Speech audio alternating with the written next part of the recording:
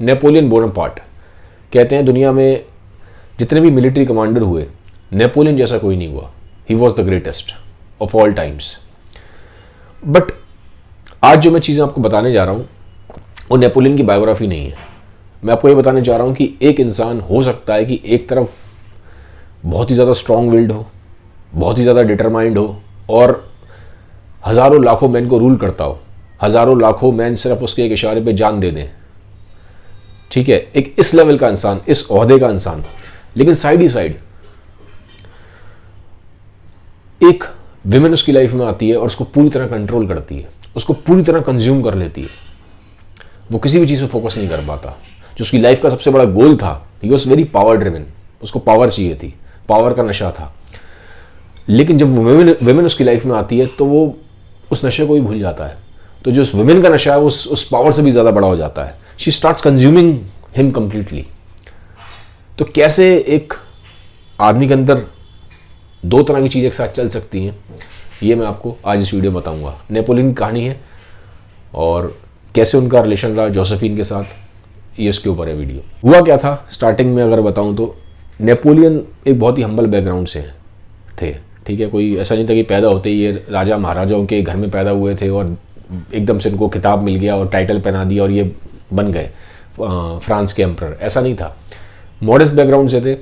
और करीबन जब ये 25 साल के आसपास थे ना, तो ये इनका नाम हो रहा था फ्रांस में। लोगों ने पहचान लिया था कि यार ये बंदा है, आर्मी में है और बहुत अच्छा लीड करता है और जो मैन को कंट्रोल करना जानता है। ठीक है, देखो मैन को ना हमेशा ऐसा लीडर चाहिए होता है जो उनको कंट्रोल कर सके। मैन हमेशा एक फादर फिगर की तलाश में होते हैं।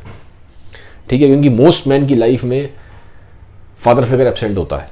बायोलॉजिकल फादर प्रेजेंट होता है बट उनको एक साइकोलॉजिकल फादर चाहिए, क्योंकि मैन के अंदर ना एक डिज़ायर है कॉन्क्वेस्ट करने की। Man wants to become a hero, उनको ग्लोरी चाहिए बट उसके लिए उनके पास एनर्जी होती है पर उनको डायरेक्शन नहीं होता लाइफ में करना क्या है।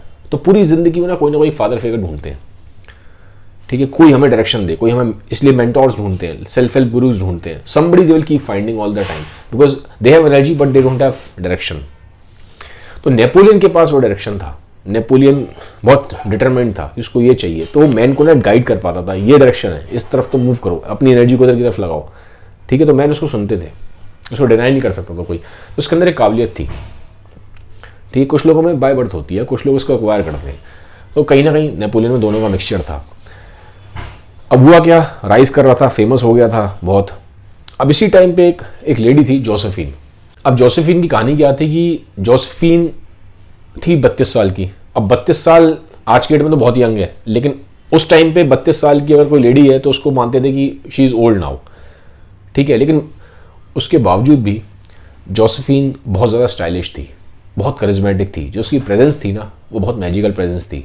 She had that kind of charm in her, so she has that captivating power. कई लोगों में होती है कि जब उनकी जो प्रेजेंस होती है वो इतनी पावरफुल होती है कि जब आप उनके आसपास है तो आप उनकी तरफ ना खिंचे चले जाएंगे। वो एक चार्म होता है उनके अंदर। तो Josephine has that charm. She was not beautiful, वो बहुत कुछ सुंदर नहीं थी, लेकिन जो उसका स्टाइल था, फैशन स्टेटमेंट था, लेकिन जिस तरह से वो अपने आप को कैरी करती थी, जो उसका मैनरिज्म था, जो उसका बिहेवियर था, जो उसके बात करने का जो लहजा था, वो लोगों को चार्म कर लेता था। ठीक है, तो उसकी जो प्रेजेंस थी वो काफ़ी कैप्टिवेटिंग थी। तो एक बार पार्टी हुई थी, वहाँ पे नेपोलियन था। नेपोलियन 25 साल का था, ये 32 की थी। हस्बैंड की इसकी डेथ हो गई थी फ्रेंच रेवोल्यूशन के टाइम पे। इसके हस्बैंड को एग्जीक्यूट कर दिया था, लेकिन हस्बैंड पॉलिटिकल बैकग्राउंड का था और काफ़ी इन्फ्लुएंशियल था। तो जिसकी वजह से जो जोसेफिन थी उसका भी जो सर्कल था, जो नेटवर्क था, वो बड़ी हाई वर्थ इंडिविजुअल्स के बीच में था। अब हुआ क्या, नेपोलियन मिलता है उसको पार्टी में, तो नेपोलियन देख के एकदम उसका दीवाना हो जाता है। वो पहली नज़र, जैसे बोलते हैं ना, पहली नज़र में आदमी खिंच जाता है, पहली नज़र में प्यार हो जाता है, तो नेपोलियन को वो हो जाता है। अब होता क्या है कि नेपोलियन अट्रैक्ट तो बहुत है जोसेफिन की तरफ, लेकिन वो एक्सप्रेस नहीं कर पा रहा, वो चुप है पार्टी में।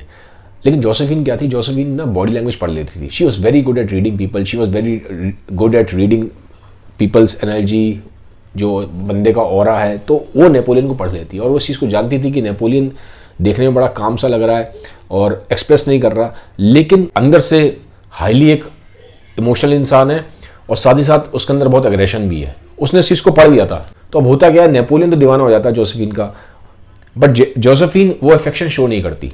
तो अब इसकी वजह से क्या होता है, नेपोलियन परेशान हो जाता है। बहुत परेशान होता है, उसको लेटर्स लिखता है बहुत सारे, लेकिन जोसेफिन ज़्यादा उसकी लेटर्स का रिप्लाई नहीं करती, बहुत कम रिप्लाई करती है। इसकी वजह से उसके अंदर ना एक बड़ी ज़बरदस्त तड़प पैदा होती है। आप सोचिए, नेपोलियन को कभी ना लेने की आदत नहीं थी, ठीक है, वो पूरी एक आर्मी को कंट्रोल कर रहा है, उससे कहने पे कोई भी इंसान अपनी जान भी दे सकता था। He was not use to of listening to no, पर जोसेफिन उसको नो कह रही थी, नो डायरेक्टली नहीं कह रही थी, लेकिन उसको आंसर नहीं करती थी। 5 लेटर लिखेगा तो 1 लेटर लिखेगी, तो परेशान हो गया, तड़प गया कि ये क्यों नहीं जवाब देती है, मुझे बात क्यों नहीं करती है, ठीक है। तो Josephine knew how to control Napoleon's mind. तो नेपोलियन की जोसेफिन से शादी हो जाती है। अब शादी के इमीडिएटली कुछ टाइम बाद ही नेपोलियन को फ्रांस छोड़ के जाना पड़ता है इटली में। इटली में वहाँ पे एक अलग वॉर चल रहा था, तो नेपोलियन को वहाँ जाना था, अपनी आर्मी को लीड करना था। लेकिन होता क्या है, नेपोलियन उसके थॉट्स को लेके इतना ज़्यादा कंज्यूम हो जाता है, इतना ज़्यादा कंटिन्यूसली उसके बारे में सोचता है, ऑब्सेसिव लेवल पे सोचना शुरू कर देता है कि उससे रहा नहीं जा रहा है। वहाँ लड़ाई हो रही है, वॉर हो रही है, ठीक है, आप सोचिए सामने सेना खड़ी है, आर्मी खड़ी है पूरी वहाँ लड़ाई के लिए, लेकिन नेपोलियन का दिमाग चल नहीं रहा है। उसके दिमाग में कंटिन्यूसली जोसेफिन नहीं चल रही है। उसने गले में एक नेकलेस पहना है, उसमें एक लॉकेट है, उसमें जोसेफिन की फोटो लगी है, बार बार जोसेफिन की फोटो देख रहा है, ठीक है, बार बार उसके बारे में सोच रहा है, और इमीडिएटली बस वो ये सोच रहा है कैसे भी जल्दी जल्दी करके वॉर खत्म हो और मैं जोसेफिन के पास जाऊं। और उसको लिखता है कंटिन्यूसली, वहीं पे बैटल ग्राउंड से लिख रहा है, रात के टाइम पे उसको लिखता है कि मैं कैसे कैसे तुम्हें मिस करता हूँ जोसेफिन, मेरा दिमाग नहीं चल रहा है, मैं कुछ कहीं पे फोकस नहीं कर पा रहा हूँ, तुमने पूरी तरह से मुझे कंज्यूम कर लिया है, I am mad about you, I am obsessed with your thoughts. ये सब चीज़ लिख रहा है और बहुत ही उसने एलेबोरेटिव वे में उसको एक्सप्रेस किया है। आप इंटरनेट पे अवेलेबल है नेपोलियन जोसेफिन के लव लेटर्स, आप उनको पढ़िएगा। तो कंटिन्यूसली कह रहा है तुम मेरे पास आ जाओ, तुम यहाँ आ जाओ, ठीक है, मैं otherwise I will go mad, I can not focus, I can not do anything, वो सब उसने एक्सप्रेस किया है। बट जैसे मैंने बताया था, जोसेफिन रिप्लाई नहीं करती। वो 5 लेटर लिखेगा, वो 1 रिप्लाई करेगी, और उसमें भी उसके जो लेटर्स होंगे बहुत कंसाइज होंगे, वो ज़्यादा एक्सप्रेस नहीं करती जोसेफिन। ये यहाँ सब कुछ एक्सप्रेस करे जा रहा है, तो परेशान हो रहा है, एक रेस्टलेसनेस है, एक बेचैनी है, एक तड़प है। और ये चीज़ें जो उसके साथ जो उसके और जो सबॉर्डिनेट्स थे नेपोलियन के, वो इस चीज़ को परख लेते हैं और वो हैरान होते हैं इस चीज़ को देख के कि एक आदमी जो पूरे कंट्री को कंट्रोल कर रहा है, एक आदमी जो फ्रांस का एम्परर बनने वाला है, उसके दिमाग को एक इस तरह से जोसेफिन ने हाईजैक कर रखा है।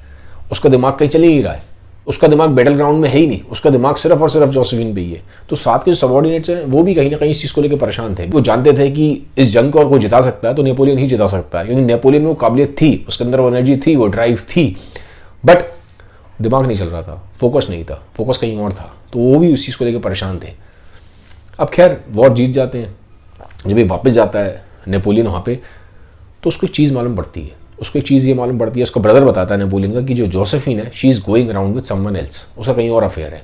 अब इस चीज़ को लेकर नेपोलियन बहुत ज़्यादा परेशान हो जाता है, ठीक है, बट डायरेक्टली उसको कुछ नहीं बोलता, कन्फ्रंट नहीं करता, लेकिन इनडायरेक्टली लेटर्स में लिखता है कि तुमने मुझे बिट्रे किया है but I still love you, क्योंकि वो इतना ज़्यादा एक होल्ड था, कंट्रोल था उसके ब्रेन पे, he can not afford to lose her, उसको खोना नहीं चाहता था, जबकि वो जानता था कि उसने उसको बिट्रे किया है।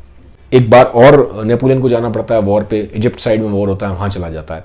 अब क्या होता है, नेपोलियन थोड़ा हार्ट ब्रोकन है, उस चीज़ को लेकर परेशान भी है, तो फिर वहाँ पे वो भी ना एक इससे बाहर आने के लिए जोसेफिन से वो भी एक लव अफेयर कर लेता है।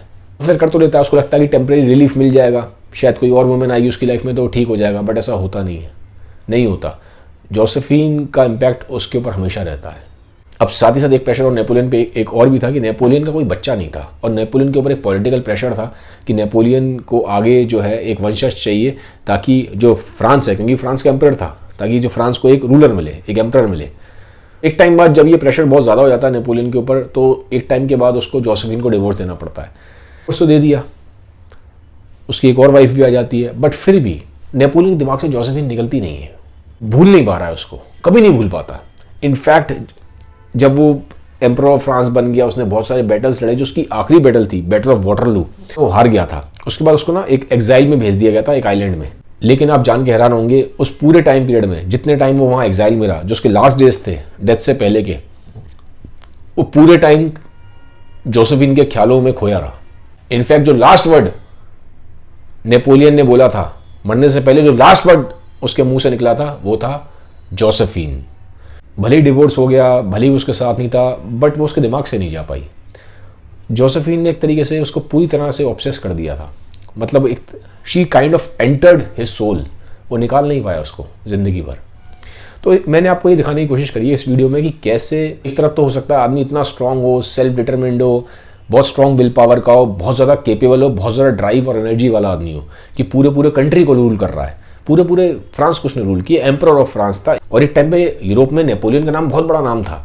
और साथ ही साथ ये भी हो सकता है कि वही इंसान जो पूरे कंट्री को कंट्रोल कर रहा है उसे कोई और कंट्रोल करे, और इस कदर तक कंट्रोल करे कि उसको ऑब्सेस कर दे, और इस कदर तक कंट्रोल करे कि वो अपनी पूरी सुध बुध खो दे, उसे कुछ समझ ही ना आए कि हो क्या रहा है।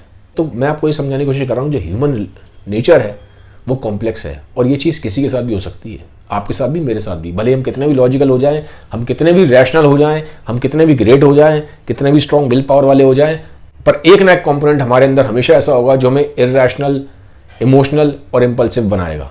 यही कॉम्प्लेक्सिटी हमें फिर इंसान भी बनाती है, यही कॉम्प्लेक्सिटी हमें ह्यूमन भी बनाती है। Thank you.